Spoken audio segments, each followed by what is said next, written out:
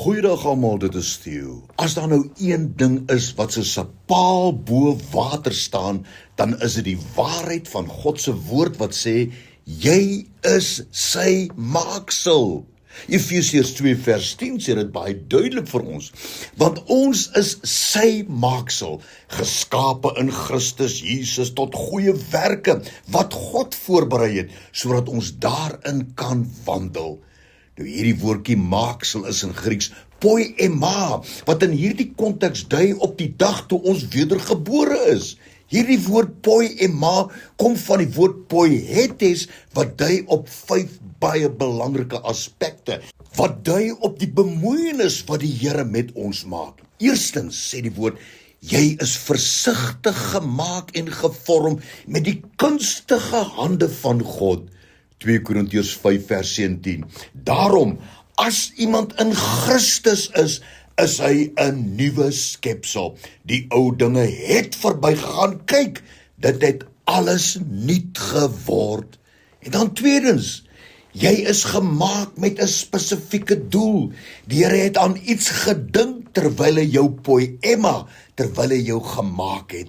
Jeremia 29 vers 11, want ek weet watter gedagtes ek aangaande jou koester, spreek die Here, gedagtes van vrede en nie met van onheil nie, om jou 'n hoopvolle toekoms te gee. Kan jy sien wat die Here eintlik sê, toe jy tot wedergeboorte gekom het, het hy weer eens hierdie plan van hom in werking gestel.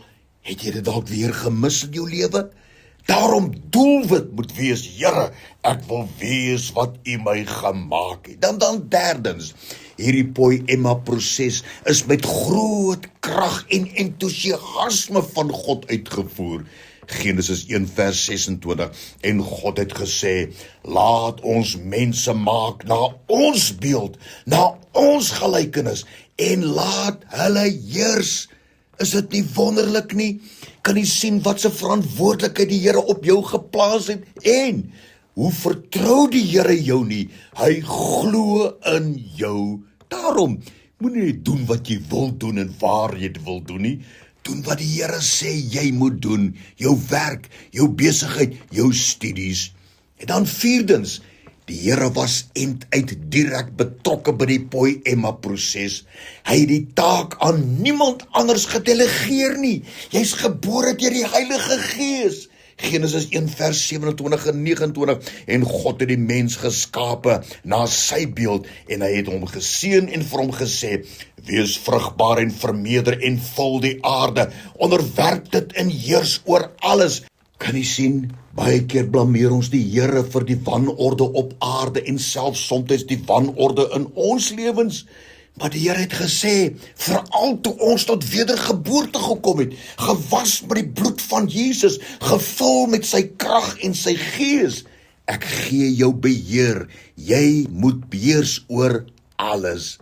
En dan vyftens, die Here het iets van homself in jou belê, terwyl hy jou gevorm het.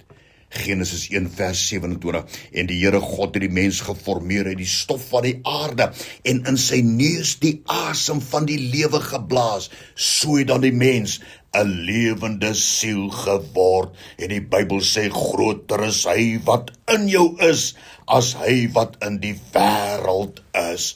Kom ons staan op vandag uit ons verslae gees van verloor en sê, Here, ek is meer as 'n oorwinnaar, want U het my gemaak. En met al hierdie dinge in gedagte, weet verseker, die Here het sy mees kragtige en kreatiewe aksies gebruik toe hy jou wedergeboorte gegee het. Elkeen van ons is sy meesterstuk. Daarom verklaar hy in 1 Korintiërs 6 vers 6, 19 en 20.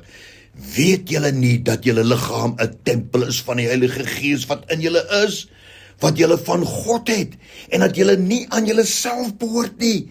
Julle is duur gekoop. Verheerlik God dan in julle liggaam en in julle gees wat aan God behoort. Jy is 'n meesterstuk, geskape deur God. Dankie daarvoor, Here. Amen.